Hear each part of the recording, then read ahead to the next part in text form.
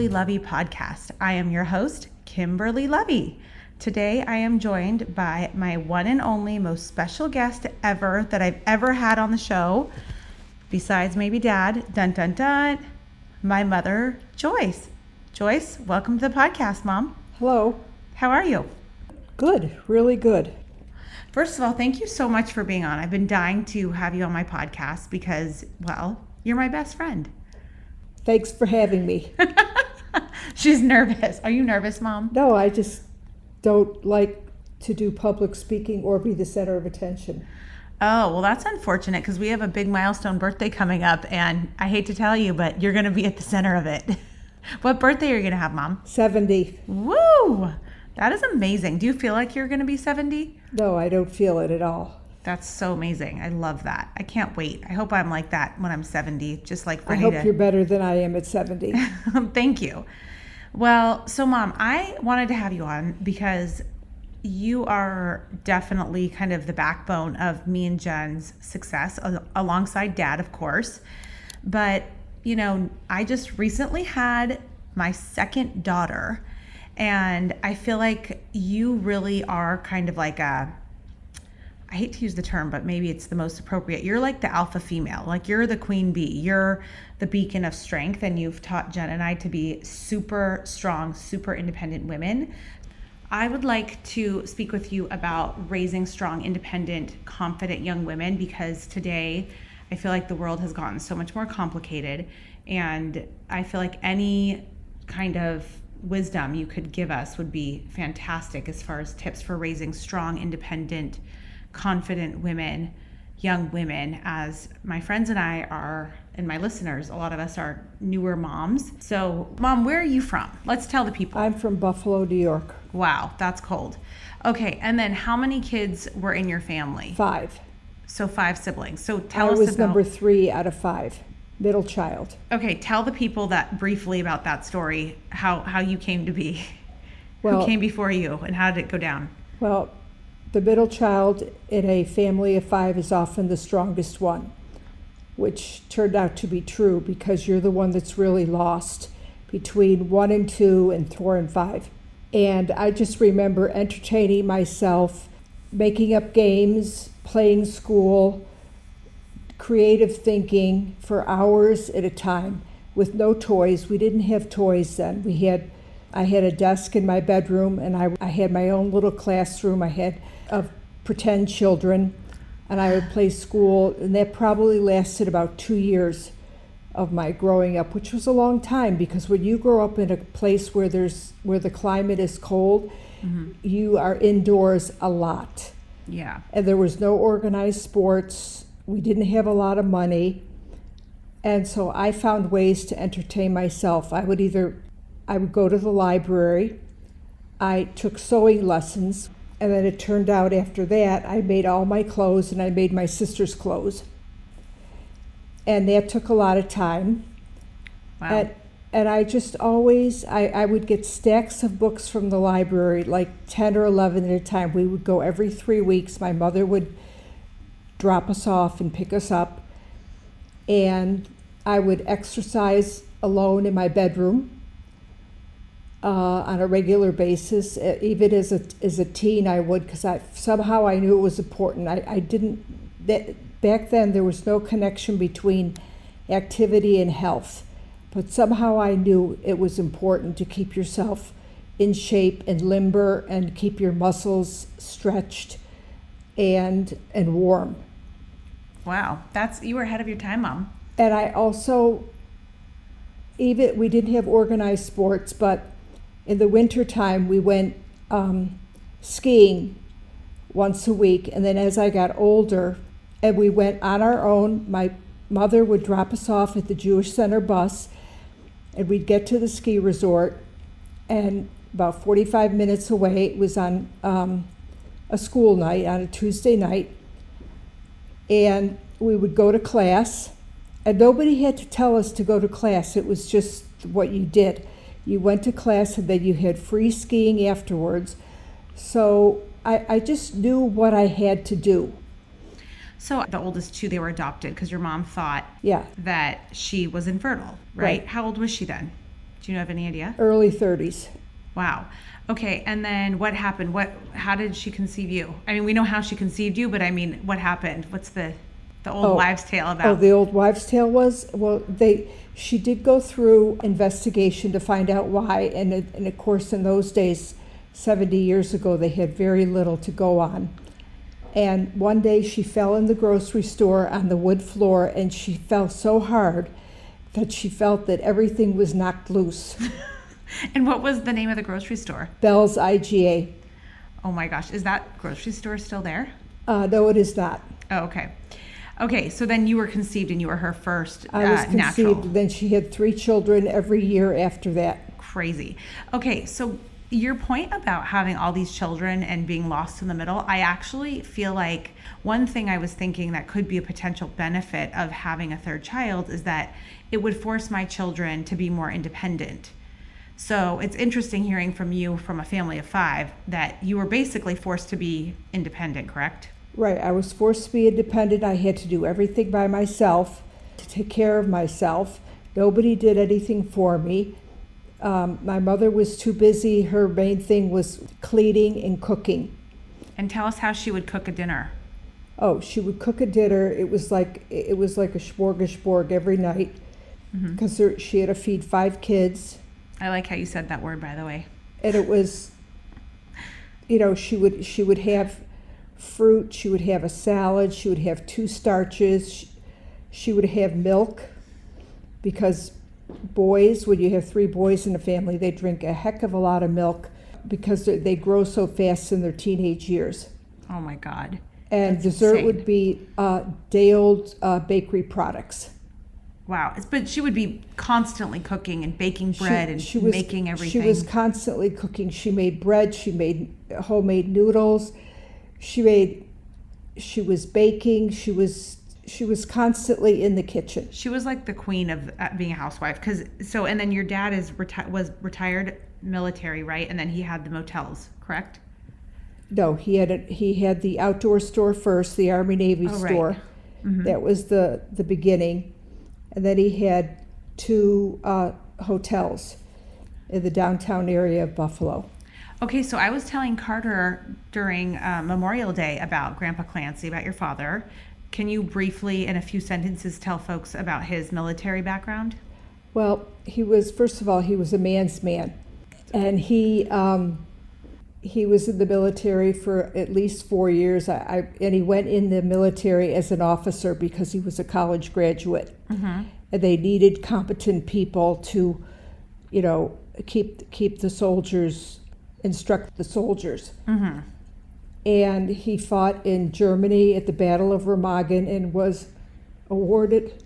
Makes us emotional because we're so proud of him. Yeah. It's pretty. He was pretty impressive. He was an impressive guy, and he also had the stature to go along with it. He was big. Yeah, how big? I was going to ask you. Was he 6'4"? He was 6'3", 6'4", and he was very big boned, and he wasn't fat at all. No, he was like a big, beefy, like hunky dude. He was. Yeah. And he always exercised every night. That's probably where I got really? He would lift weights every night before he went to bed. At home? Yeah. Wow. And in the morning. He would lift weights twice a day. Amazing. Yeah. And he was madly in love with Wilma. Madly. Yeah. And they actually were writing letters. We have all the letters, hundreds of letters that they wrote between the 2 of them, which should truly be turned into a movie. So if anyone out there wants handwritten letters from the 1940s when he was in the war, and he was freeing Jews in Germany. Yes, he liberated the concentration camps. That's incredible. And then he got a gold star and a bronze star and a Purple Heart for bravery. Yes.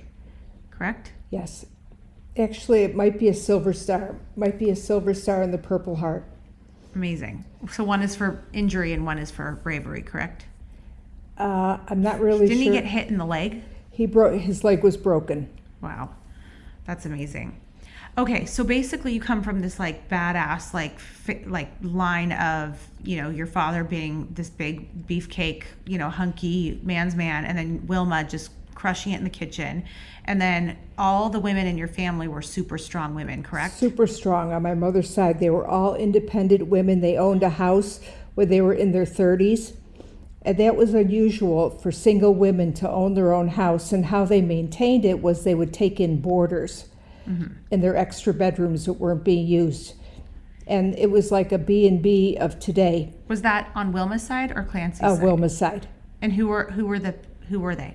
They were my aunts. I know, but who was your grandmother on each side? Oh, okay. It was Grandma Frank, we called her, or Margaret. And that was on Wilma's my side. mother's side. Uh-huh. And she died at 88 years old, and she was strong as a horse, a small woman though.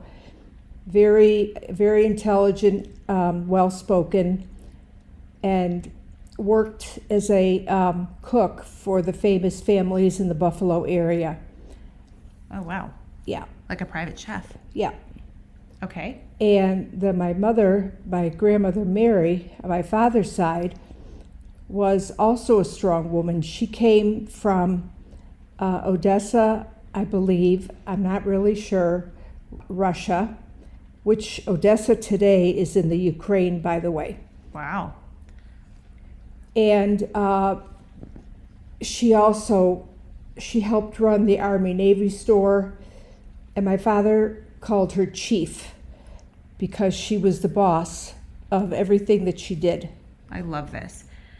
Okay, so now here we are. So I've got two daughters. You raised me and Jen. What's your stance on the working mom versus the stay-at-home mom? Like, I just feel like this is something I personally have struggled with, and I feel like a lot of my really smart, independent, hardworking girlfriends have struggled with it. I think Jen's probably struggling with it. Like, what's the vibe? What do you think about all of it? It's difficult, but when I did it, there wasn't those high-powered tech jobs that we were competing for. We were competing for income or career because you needed two incomes. When I was in the 30-year span that I raised my children from 1981 until now. Yep. Actually, it's maybe a 20-year span. There was a period where you just needed the money, the income. And also, I felt I had a career as a dietitian, and I loved what I did. When I went to work every day, work was not a problem. It was something that I just did. I never called it work. You loved it. And I did that for 40 years. And yes. You have just the strongest work ethic and you have the most boundless energy of anyone I've ever met in my life. Like, you love to get up and do things. Like, you came in the other day and started washing bottles from all my pumping and feeding the baby, and you washed like probably 50 bottles. You just like crushed it and like moved on with your day. Yeah, I never slept in. I got up early to go exercise, to squeeze in, a class to keep myself in shape. And I cleaned my house. We couldn't afford to have a house cleaner. So I would also be in charge of cleaning the house, plus working full-time, plus raising the kids. That's ridiculous. That's way too much. You know what? I always remember you saying to me and Jen, whatever you do, go for the gold. Like, where did that come from? I just feel like there's just this burning spirit about you. Because the thing is, why waste your time doing something if you're not going to do it as best as you can? You have to put your best foot forward in everything that you do. Otherwise, move on to something else. Okay. I like that. I think that's a really good takeaway. Yeah, that's good. When I see Charlotte, I just there's something about her that is exactly you. Like, she's competitive. She has tons of energy. She's laughing all the time. Like, she is a mini me of you. And I just feel like some people are just born that way. I feel like, were you just born that way? Yes, you're born that way. I don't believe that you can teach initiative. I think it's something that you're born with. Yeah. Like, we always say Carter just could not care less. Like, if you could go get him things and wait on him, he'd love it. Charlotte is like, I'll do it myself. She's Miss Independent. She wants to do things herself. Right. And you'll have to nurture that with her. Yeah. What do you think about how women are dating or how they see men? Like, I like how you raised us. Like, instead of being intimidated or afraid to date, what would you tell us? Treat men just like what? just like people, just like another person. They're just another human, just like you are. They're the same. They're created, all people are created equal. But meanwhile, this comes from a woman who's literally still breaking hearts at 70 years old almost. Like, the men literally die for my mom. Like, she is such a heartbreaker. It's crazy. Remember when you went to your high school reunion and what happened? Tell us that. This is ridiculous. I dated this boy in high school, and I was deeply in love with him. High school, I was. Mm-hmm. And he dropped me after about a year and a half, and I was really, really devastated. It took me a long time to get over him. And when I met him at my 10-year reunion, he said to me, "I never should have given you up." And he says, "I still have your picture on my dresser." And I said, "That was the biggest mistake you ever made." Wait, in your high school reunion, what number reunion? How many years? I think it was 10 or 20. No, I think it was later. 20. It was like at least 20. It was 20, I believe. Because I remember you telling me that. And remember, you came home and we could not believe that guy still had a picture of you on his dresser. I know. And he never married, by the way. OMG. And wasn't he bald or something? No. He was very, bald. No. Oh. He was extremely handsome. Even when you saw him again? Yes. Really? That's so fascinating. Wow. So here you are, a heartbreaker, but you treat men just like friends. And then I think that they just love it. It like drives them crazy. I don't know. She's shrugging like she has no idea what's in her mojo. But I love it because there's a lot of women out there that are very intimidated of dating men, and vice versa, I'm sure. But I just think it's so great. Like, your attitude towards the other gender or whatever is just so nonchalant. And maybe it's because you were raised in like a boy-girl household. It could be. Could be. But I never was intimidated by men. Ever. You're like a boss. You just treat them exactly like you treat anybody else, huh? I treated them the same as everybody else. Yeah. And you also never wanted us to get married too soon. How come? And like have kids too soon. You never pushed that. I never pushed marriage. I never pushed boyfriends in high school. That's the worst thing you can do, is push boyfriends on your children or girlfriends on your children. They're too young in high school. It's not necessary. They need to be working on themselves, like going skiing up in the mountains for a few days with girlfriends, just doing, working on themselves, if they have schoolwork, doing their schoolwork. Yeah, I like that. Not to be distracted. I actually would like to see Charlotte in an all-girls school, but Brian's not having that. You'll decide. Or a boarding school. What's the one where Paris Hilton got abused? Boarding school. You don't want to send them there. I'd like to sign up for that one for Charlotte, please. I think London's my sweet one. Speaking of little Lundy, I think she is just waking up, so she's going to come join us. Mom, I'm going to ask, before we get the baby, are you excited for Jen to have a baby? Yes, I am. Okay, can you talk about it for a minute while I go get the baby, and then she's going to come join us? I'm happy that she's going to have a second child. They'll have a 2-child family, and her husband did not want to have an only child. And I hope it's a girl, and I think it's a girl, because I think she'll have a nice family that'll take her through her lifetime. And I don't think she'll realize how important it is to have a nice, well-rounded family. And 2 children will do that for her. So I think it's going to be hard for her in the beginning, but as time goes on, it gets easier when you raise kids, when they can communicate effectively, and when they can start doing things for themselves, it gets a lot easier. So I think that she'll eventually come around. I agree with you. I completely agree. Now, I do have to take a quick pause because little baby London has arrived. What do you think of the baby London, Mom? She looks like you. I'm really happy. You finally got one that looked like you. Finally. Do you think she's the cutest She thing does ever? look a little bit like Charlotte, though. Yeah, people say that. I think she's going to be my really sweet one, don't you? I think they're all going to be sweet. Yeah. What do you think of me having 3 kids? Are you surprised? Well, I'm really happy that you have 3 kids. And the spacing between Charlotte and London will give you a chance to really focus on this child as she grows. Yes, I agree. And enjoy her. And not really focus, but enjoy her. Yeah, because before I was so stressed out working, and it was hard to, I wasn't even really here. Hi, London. So nobody's going to get lost in the crowd because they're spaced apart. Yeah, that's nice. Yeah, and so what do you think Jen's having, a boy or a girl? A girl. How come? My intuition. Your intuition's telling you?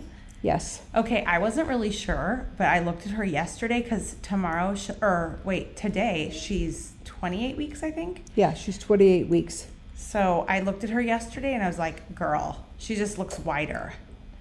And then this weekend, we have to tell people, what are we doing this weekend? We're having a baby shower. Finally, you guys, my sister's baby shower got canceled back in March. She was due with her first baby. So March 2020, she was due in May. In March, we were going to have her baby shower, and pandemic hit. She never got her baby shower.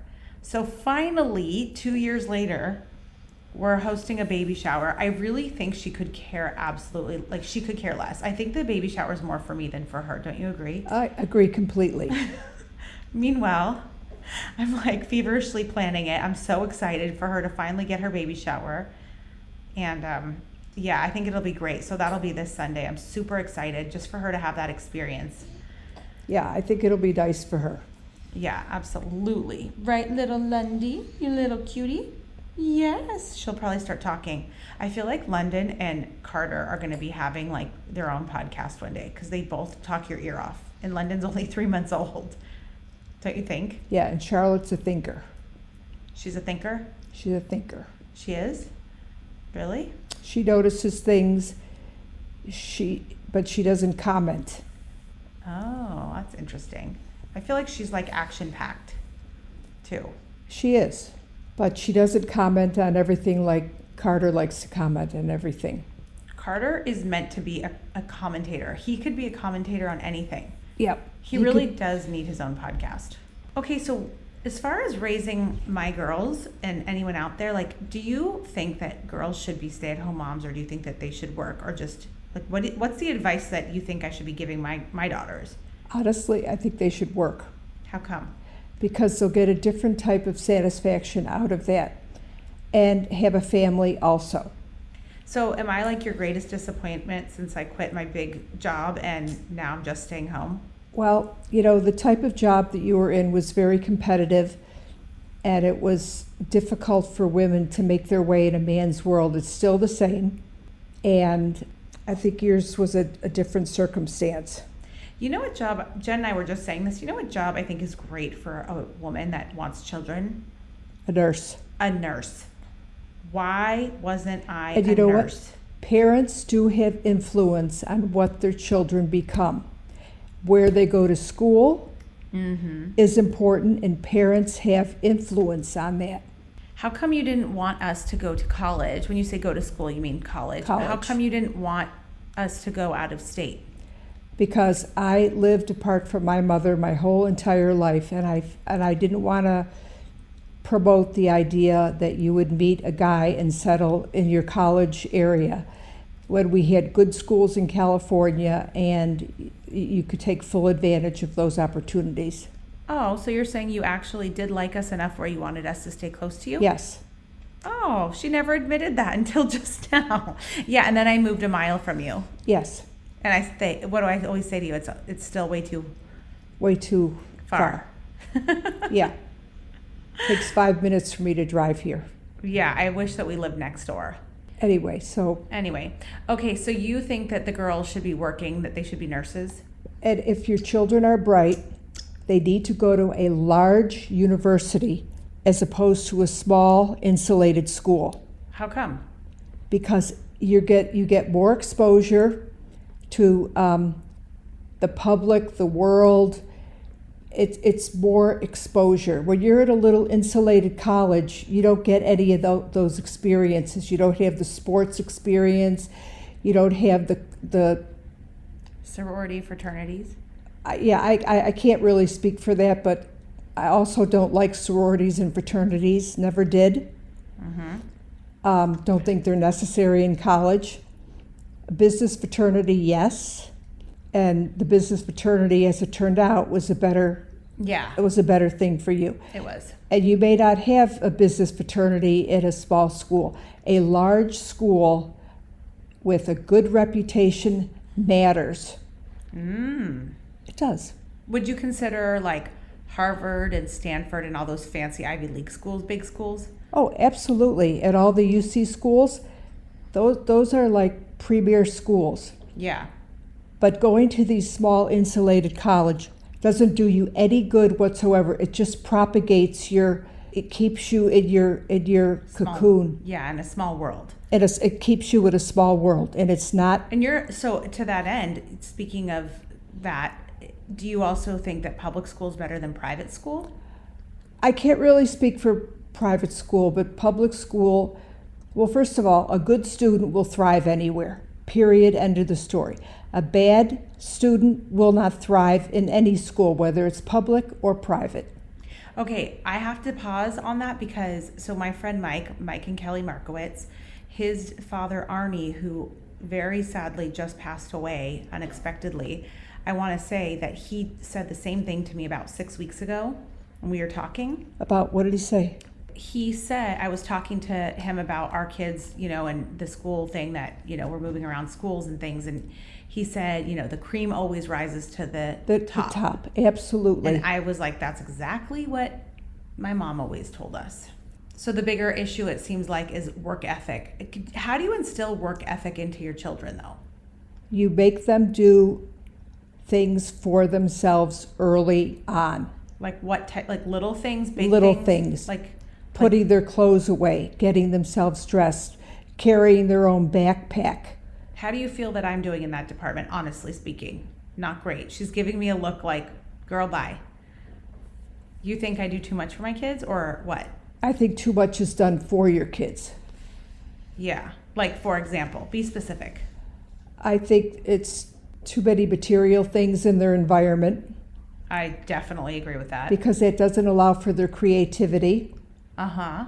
And making them, like, as they get a little older, counter height, they would come home and they would unload their own backpacks, put things in the sink, whatever they do. I like the fact that they carry their plates over to the dishwasher.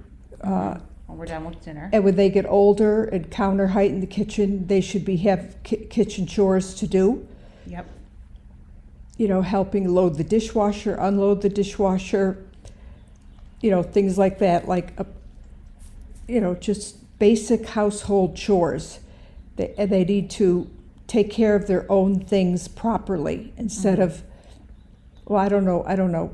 Like, a good example would be their clothing. Yeah, like hang up your clothes. Hang up your clothes, but, set it up so they're able to do that. Right.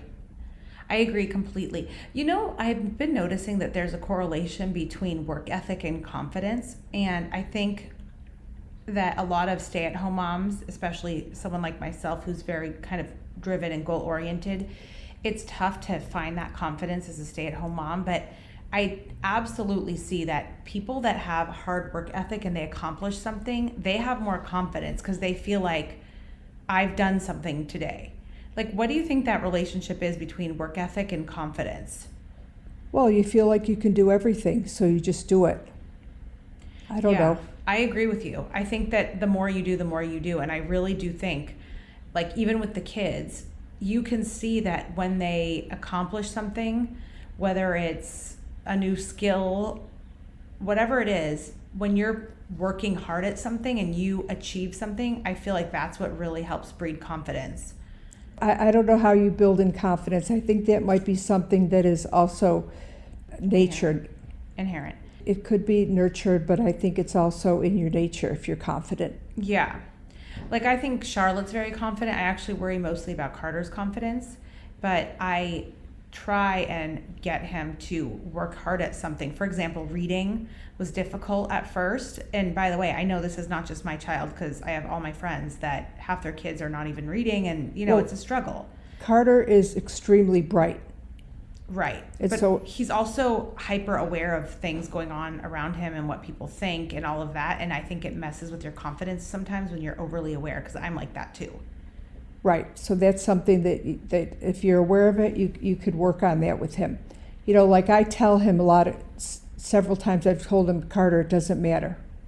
Yeah, like he'll sit there and plan out, like, for example, okay, so he'll like obsess about things. And part of that is like the control. He gets more comfort in knowing what to expect, which is good. I think all of us like to know what to expect. Like, for example, if you're going to a party, you want to know what time is the party, where is the party, and who will be at the party. How should I dress for the party? Like things that are like, but it's more adult line of thinking. Carter's like that too. And it's just odd because he's so young.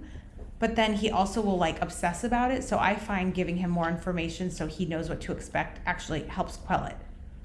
Okay, that's a good way to do it. Yeah. But like when he finally started reading, now all of a sudden he's like so confident. He loves it. But he's had to work at it, you know? And I just feel like making your kids spoiled and lazy takes away confidence from them. Absolutely, it takes away confidence because then they don't learn to do anything. Yeah, and then they don't know how to do anything, and then they don't have that confidence. And a strict teacher is where you also get confidence because you have to meet their standards. And he is capable of meeting any standard in any classroom at any grade level as he progresses. He is. He is, yeah. I definitely think Charlotte's more the athlete. She's also very aware of her surroundings and what's going on. You think so? But quietly, way more quietly, huh? She doesn't comment on it. Wow, really? Yes. Do you think she's just as smart as he is? I can't really tell, but most likely she's bright. I could see that because she notices things. She's not lazy in her thinking. Well, Mimi walks in and she goes, Mimi, where are your new earrings today? She asked me yesterday why I have sandals on. I mean, who notices other people's shoes? My husband.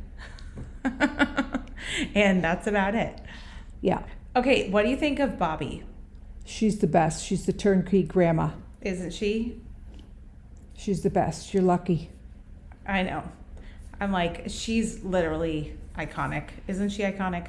Yes. Yeah. I have a whole bunch of icons walking around my family, I have to say. Yeah. There's Mrs. Goldstein, which is you, and we have Bobby who comes in. I was trying to figure out if we're going to get like a nanny or a helper, mother's helper, or what to do to help me raise these kids for a short time before London's in school. And I was thinking about it, I'm like, you know what I need? I need a Bobby. I need someone that does the things Bobby does. Bobby rolls up her sleeves and does whatever it is. And you do that too, actually. But she loves the playing with the kids part, whereas you and I, not so much. We're not so into that.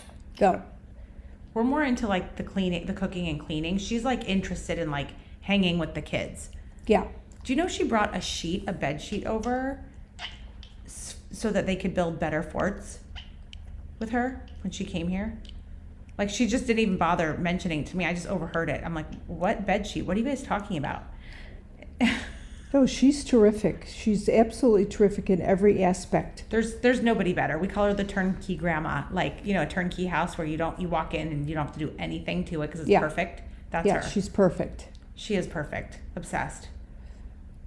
And I love your relationship with her because it's not like competitive. Like, you hear these grandmas that are like competitive and it's like so weird. Yeah, it's so weird. It's not our vibe.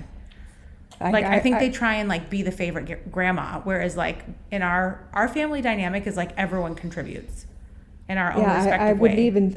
That wouldn't even cross my mind. I know. I love that about you. You're not like a jealous person at all. You're never jealous. Never jealous. Never been jealous. You're competitive in your sports. Wait, tell the people about your activities. After you retired, tell people all the different activities you did. Oh, this my is gosh. ridiculous. I joined a bowling team. Uh-huh. And you had the cutest bowling leggings. And I became the high bowler on our team. Yeah, and my grandmother, Wilma, used to bowl, correct? Yeah, my mother used to bowl. My father used to bowl. Uh-huh. Because those were the activities you did in those days. Did they do tennis? No, because bowling was indoor, and when you live in a cold climate, you need indoor activities. Right. That makes sense. Yep. So they didn't do golf or tennis because it My wasn't. father did golf, and tennis was not popular. That wasn't. Wait, Grandpa Clancy did golf? Oh, Really? totally. Was he a part of a country club? No, we didn't. No, he wasn't in a golf club. Oh, okay. So he would go play where? He would go play in all kinds of places. He was. Yeah. I don't know exactly what he did, but he was definitely a golfer. Wow, that's amazing. Okay, so anyway, sorry to interrupt. So you were doing bowling. Tell us about how you were being silly about it and what the woman said and how it changed your mindset. Oh, when I first joined bowling, I never bowled before in my life, and our team, we were all beginner bowlers, and we were like always last every week, and we'd make a big, and we'd laugh about it and just go off to lunch and say, oh, la-di-da, da-da-da. Mm-hmm. So this woman came up to me and she said, Joyce, if you're going to bowl, take it seriously. And she really changed my mind about the sport, because I said to myself, if I'm not going to take this seriously, which it's another example of putting your best foot forward, if I'm not going to do that, why should I bother? Because that's going to be pretty boring after 6 months when you're continuously coming in last. So I decided, I took private lessons, and I've learned to bowl properly, and I became a very good bowler. Mm-hmm. That's so awesome. I love that you did that. Okay, and then what else? I would do swimming at the YMCA. 1 or 2 days a week. I would ride my bike every single day. Amazing. And what else did I do? And then you'd do your walking. I would do my walking every day too. So during the summer hours, it was your triathlon season. Yeah. You do all three. Yes. Amazing. That's why you're in such amazing shape. Well. And you eat so well. Ridiculously well. Well, I've always tried to eat well. Yeah. Absolutely. That's another thing. If you're going to do it right and do it well. It just goes back to the basics. Well, I need to get Brian and I on that train.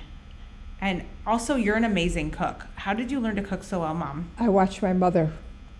But she never gave you, she gave you a couple recipes, but did she cook with the recipe? No, she was able to do it from her head. No. That's how I cook, just from sight, watching you do it. Yeah. Yeah, you're literally the top chef in the family, I have to tell you. You're cooking there. Your mother's cooking. I have memories of being a child and smelling my mother's cooking. There's just nothing like it when you cook for us now, because we get together every Sunday, and my mom, basically my job is to go get the groceries and design the menu, and then she'll come in and cook it. Man, she can cook, right? Yeah. It comes natural to me. It's not like a thing that I have to think about. I know, and you do it in 5 minutes. 5 minutes. Yeah. How are you feeling now? Are you feeling less anxious now that we've been podcasting for 45 minutes? Yes. Isn't it fun? Yeah, it is fun. Just wait till you actually hear it on Apple and Spotify. You're going to really love it. People get so anxious about podcasting, and then as soon as they're sitting here with me, I just do it on my couch. I don't make it a big to-do. I don't, right? And it's just so natural and so fabulous. It's very natural. You make it very easy. Thank you. Yeah, and you know something? If anybody out there is dying to try something like podcasting, I will say it's a lot of back-end work, but you have a voice and your voice matters. And I would just say, even if you're not sure what you would talk about, believe me, you just sitting down and sharing little nuggets of wisdom, kind of like my mom and I did today, it's helpful. So don't be afraid. I remember I was so afraid to podcast, and now I'm like, I was made for this. Yeah. Do you think I should become a serious podcaster? What do you think I should do for the rest of my life? Well, I see you actually helping Brian in the future. You do? Really? With restaurants or real estate? Oh, whatever. I don't know what their family is actually involved in, but whatever is there, you will have to help take care of. Yeah, Brian is so smart. He's so low-key smart, isn't he? Yes. Insane, like Dad. Yeah. Who do you think's smarter, me or Brian? Be honest. Probably Brian. Yeah, he tells me that all the time, by the way. But I feel like it's by 1 IQ point. Could be. Could be. All right. So are you ready to wrap this, Mom? Yep. All right. I just want to say thank you, Mom, for joining. This has been super fun. I love you so much, and you're a natural. So Thank you. I really appreciate you coming on.